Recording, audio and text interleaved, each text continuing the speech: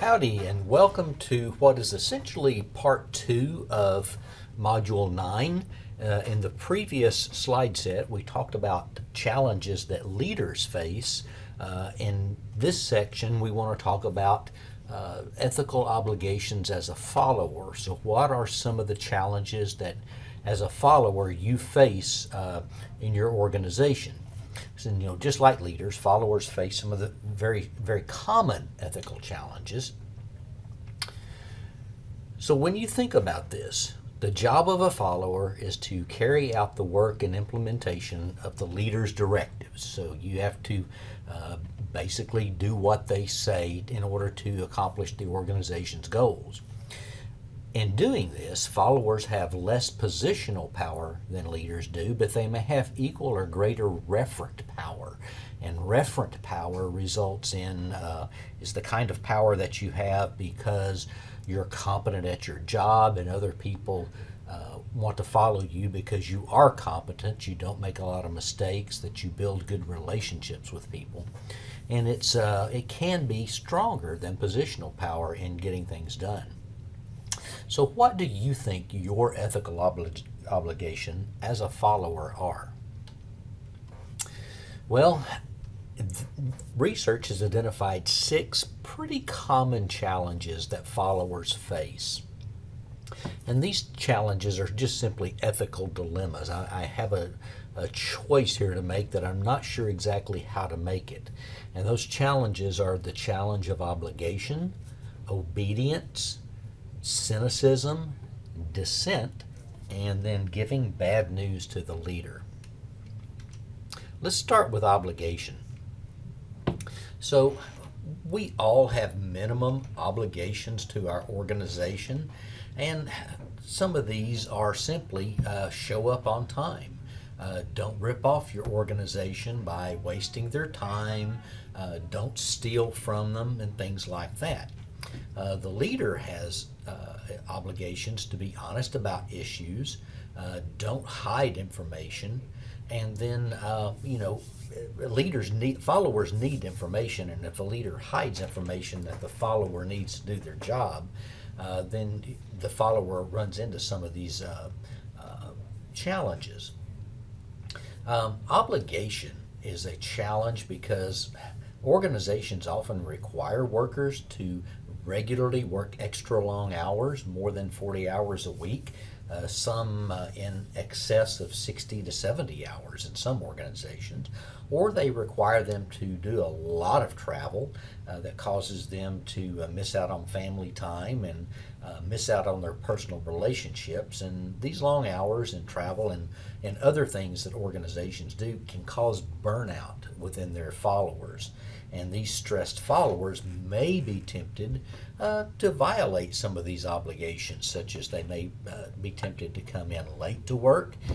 They may be tempted to fudge or pad their travel budgets to be able to justify the long hours they spend. They may abuse their sick leave, among just many other things that followers do that violate the obligations to their organization, and they just do it because the organization puts them in a position of this ethical dilemma of, I'm being abused, can I not abuse my organization back, so to speak. The way that followers can kind of help meet these basic obligations is maintain a healthy lifestyle as much as you can, exercise, good diet, plenty of rest, things like that, and then work hard to maintain a work-life balance where you're not working such long hours and you're making good use of your personal time to do true recreation as well as maintain those relationships. The next challenge is that of obedience.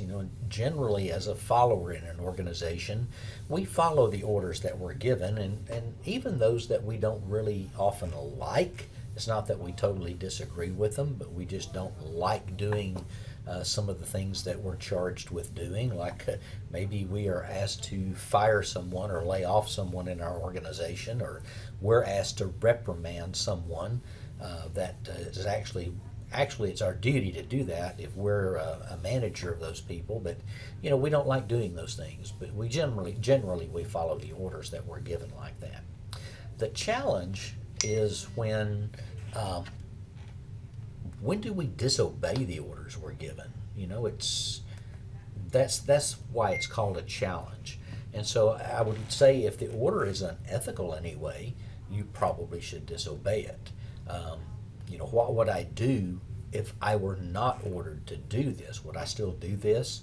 That's kind of another measure that you can use to decide if you should disobey or not. Consequences. What are the consequences of carrying out this order? Could something bad happen to me or the organization or to someone else in the organization? Or what are the consequences if I choose to disobey this order? That could result in a job loss. It could result in legal proceedings against you for violating some code within your organization. If you choose to disobey, you should kind of figure out what steps should I take. Who should I tell? How should I tell them? Is it really my duty to disobey if it's really a moral challenge? And we'll talk more about moral courage here a little later. And just to define for you, moral courage is the willingness to take a potentially costly moral action because it's your duty to do so or it's the right thing to do. It's acting in spite of the personal consequences you might suffer because the harm that can be prevented or good provided to other people.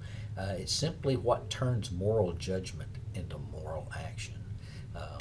And it's generally deciding when to disobey something and then how to go about doing it is generally one of the biggest challenges that we will face. Some people that have chosen to disobey, first of all, people who disobey those orders are called whistleblowers.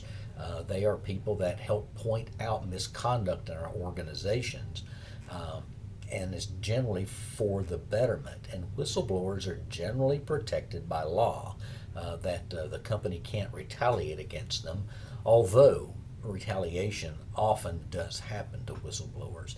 But Dr. Catherine Mitchell is pretty much responsible for us knowing about the VA scheduling scandal. She worked at the Phoenix office in Arizona, and she was one of the first people to report that there were secret waiting lists, and then there were the published waiting lists. And the secret waiting lists were essentially very long, and a lot of people were getting very ill, and some were dying because they were having to wait so long for treatment. But thanks to her, we knew about the VA scheduling scandal, and it was at a cost. She suffered some consequences. She did not lose her career, but she was often ostracized in her job. Employees retaliated against her socially and in relationships, but she did not lose her job. A guy that did lose his job was Edward Snowden. Edward Snowden was a CIA employee and a contractor to another organization, a CIA contractor, and he copied and leaked highly classified information about a national surveillance agency surveillance program that actually invaded individuals' privacy. He said that the NSA was collecting private information and warehousing it, and he felt like this was a huge violation of our constitutional rights. So in the process, he violated his agreements not to divulge classified information, as well as some of the information about the surveillance programs was considered government property, and he was charged with stealing government property as well.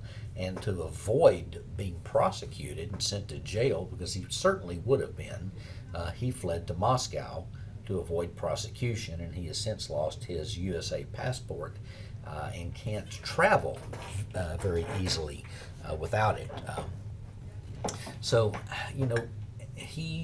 he decided what was the government was doing was so wrong that he knew that exposing that information would cost him his job and probably his freedom. Yet he felt like it was important enough to do. So cynicism is the third challenge that followers face. And when you're cynical, it means that you distrust your leaders. You think that they are basically in it for themselves, and so you just don't really trust them at all. When you're skeptical, it just means that you have some doubt as to the truth of something. Um, and sometimes, as a follower, we have to walk that fine line between skepticism and cynicism. It's easy to become cynical in an organization where you have a leader who is not transparent in their actions, that they constantly are doing things that demonstrate incompetence, like they don't know what they're doing as a leader, they don't know what they're doing when it comes to the skill set and knowledge of that organization. And so when they aren't transparent or they're incompetent and this behavior is very consistent, it's easy to become very cynical and start to not trust those leaders. Now, cynicism can be a good thing. If you're cynical, you're less likely to follow unethical orders. But it's also really tough to stay in a job where you constantly have leaders who are not transparent. They're hiding information. They're hiding some of their actions. They're asking you to do illegal things. It's really hard to stay in this kind of job, and so followers become very unhappy. They can become depressed, but ultimately they change jobs just for their health and their betterment. But cynicism is a really tough line to walk between being skeptical and being cynical in your job. And once you reach that level of cynicism, it may be time to start looking for a different position. Another challenge is the challenge of dissent. When do you speak up about something you believe to be wrong in an organization, and when do you stay silent? The fine line you walk in this challenge is that you have to pick your battles. You have to choose those that when you dissent and speak up, that you're going to make a positive impact on the organization or prevent bad behavior in an organization. Followers, I think, have an ethical duty to dissent when the leader is wrong.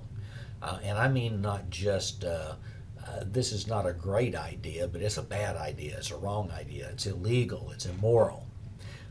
You can have some consequences. If you speak up too often, or dissent too often, well, then you can be seen as, well, you're that person who they're always disagreeing with us and they're always nitpicking about things. And so the leader will cease to listen to you, as will many people in the organization, because you're just always nitpicking about things. But if you choose your battles well, and you're often right by speaking up and dissenting against something, then I think the leaders have respect for you and do listen to you. You need to think about the consequences of when you speak up. Does it impact the organization positively or negatively? How do I go about dissenting? To whom do I dissent? And do I need to go outside the department? So we'll talk about that a little more here lately. But if you think about it, think about the case of Larry Nassar, who was the Olympic doctor to the female gymnastics team, and maybe the males, but his real issue comes with his abuse of the female Olympic gymnasts. But how did he get away with this for so long? He was doing such a morally repugnant thing and abusing these young girls for so long. And then again, look at Harvey Weinstein. How did people not only enable him, they didn't just ignore his behavior, but they facilitated it. This type of negative behavior really impacts followers, but it can also damage the organization financially, legally, or simply just ruin its reputation. So deciding how to dissent and to whom do you offer this dissent is really important. So one of the types of dissent is to go to someone with authority with a direct factual appeal. So Sharon Watkins was one of the VPs at Enron, and she went to her boss and pointed out to him that Enron's accounting procedures were were illegal. And she was essentially ignored by her boss. And then now we know the history of Enron. The company collapsed. It cost $70 billion in losses. Thousands of people lost their retirement because of it. So, going in and offering a factual appeal is good. It's better if you can offer that factual appeal and bring a solution to it. A leader is a lot more likely to listen to you. They're a lot more likely to respect you if you come in and offer solutions. You're not seen just as a whiner in that respect or a complainer, but someone who says, okay, here's how I think we can fix this. The other thing is you can just circumvent your boss. If they ignore you after a factual appeal, you can try to go over their heads. Sharon Watkins really didn't have anyone to go over her boss's head to, except maybe the board of directors. You can also threaten to resign. In threatening to resign over an issue, though, only works if you are really essential to that organization. You do some essential work, you have some essential knowledge that if you resign is going to negatively impact and hurt the organization. That's how that threat actually works in getting change. The other thing is if you threaten to resign if action isn't taken, you need to be prepared to resign. Otherwise, you're just making a hollow threat. I suggest that you read case study 7.3 in your text. In this case study, a young man named Tyler Schultz graduates from college and goes to work for Theranos Labs. His grandfather, George Schultz, is on the board of directors of this company. And during the course of his work, he found that the blood testing equipment that this company used was very erroneous. It was not anywhere near as accurate as they claimed it was.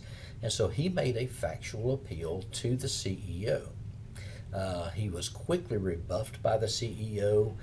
He was chastised for being wrong. He ended up being sued in court. He ended up quitting his job, but he was also ostracized from his grandfather, George Schultz, and his family ended up having to potentially, I believe the story goes, refinance their home to help pay his legal fees. He had over $400,000 in legal fees simply for doing the right thing and pointing out something that was wrong. Investigations have since found that Theranos Labs was really wrong in what they were doing, and so he was right to make his initial complaint and then to go public with it, to go over the CEO's head with that. So read case study 7.3. It's a really good example of when to dissent and how to go about doing it. The final type of challenge that followers face is delivering bad news to the boss. So and a company initiative did not go as planned. We lost money. Our clients were negatively impacted, something like that. How and when do we deliver that bad news? When Hurricane Katrina was approaching New Orleans and it was gaining in strength and looked like it was going to hit New Orleans head on as a Category 5, some of the general in charge of the levees at New Orleans told the city leadership, days ahead of time, you need to evacuate. The levees aren't designed to withstand a Category 5. Yet the leadership in New Orleans waited until 19 hours before landfall to order the evacuation. You can think about,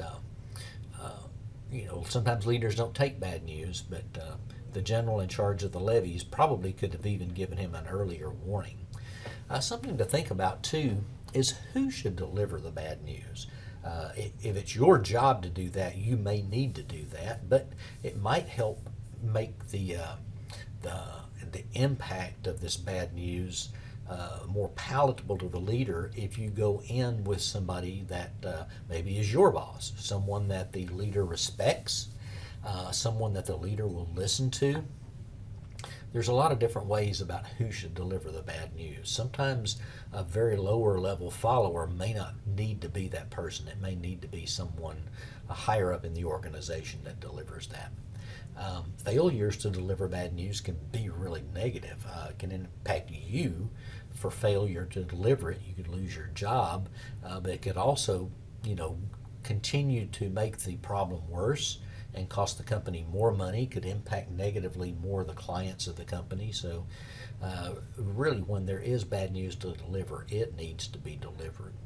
Again, like dissenting, and this is not dissension. There's just bad news you have to deliver. You want to do it at the right time, the right place, and the right channel. Some bad news can be delivered in person, needs to be, in fact. And some can be delivered by email if it's well written and well thought out with the right information. Probably a formal memo with some supporting evidence might be the good way to do it. Sometimes a phone call might be the way to do it. Essentially, though, if the problem is in your area, you either created it or allowed it to happen, or it just happened in your area. Even if it was accidental, you need to own up to it and offer solutions to fix it. There probably are some other ethical demands that followers face that you can think of. These 6 are probably just the most common challenges.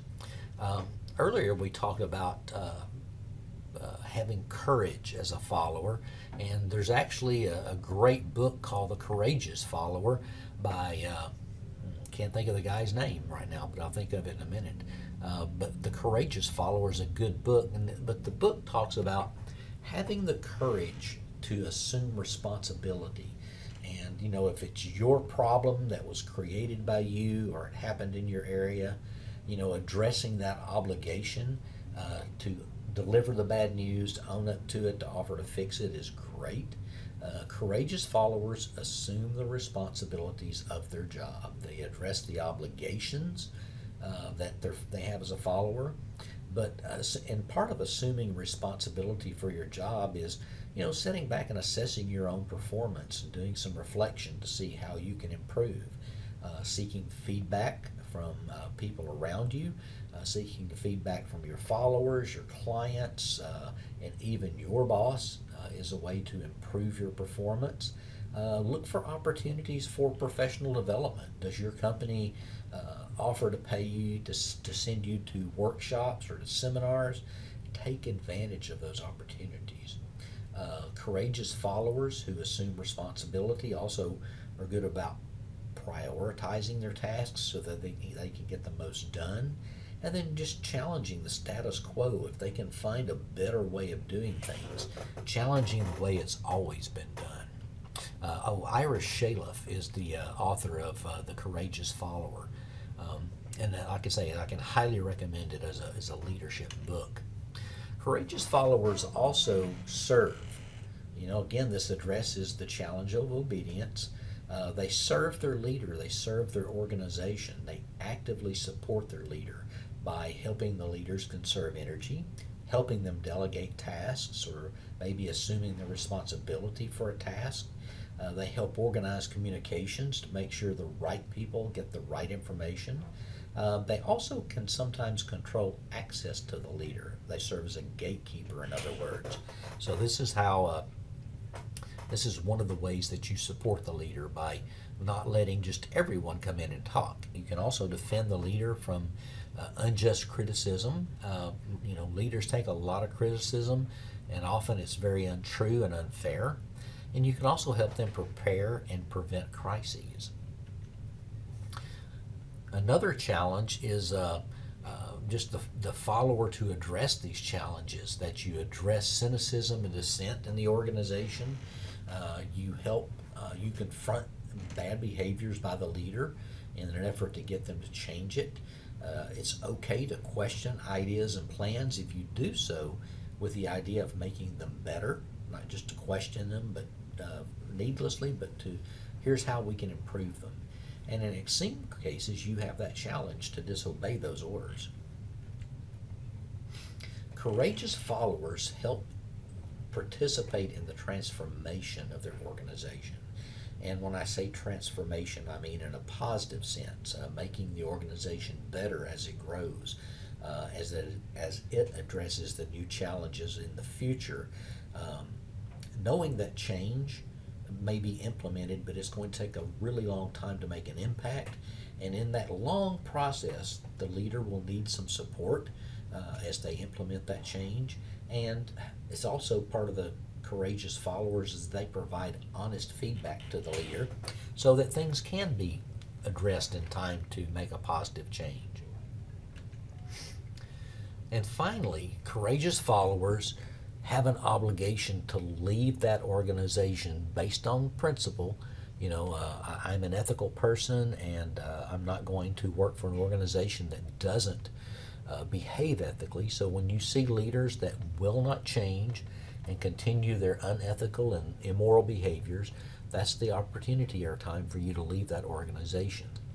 You can also, or should probably also, leave that organization when you can no longer make an impact in a positive manner, when the leader doesn't listen to you anymore, when your efforts to make positive change are rebuffed, no longer listened to, or when that organization begins to negatively impact you, such as impact your health through cynicism, stress. It begins to impact your health and your outside relationships. It would be time to leave that organization. And certainly when that organization is performing illegally, that is the time to leave that organization. Courageous followers essentially are partners with their leaders. They have to support that leader in making change in an organization and moving an organization forward. They do that providing high levels of challenge and then high levels of support for that organization. So in summary, followers face ethical challenges. They face a lot of the ethical challenges that leaders also face. And dealing with these challenges can be difficult. So when you fail at some of these challenges, when you're, as a follower, you're not paying attention to them, it can often lead to harm to your organization, to your clients, and to yourself health-wise. And so dealing with these challenges takes courage.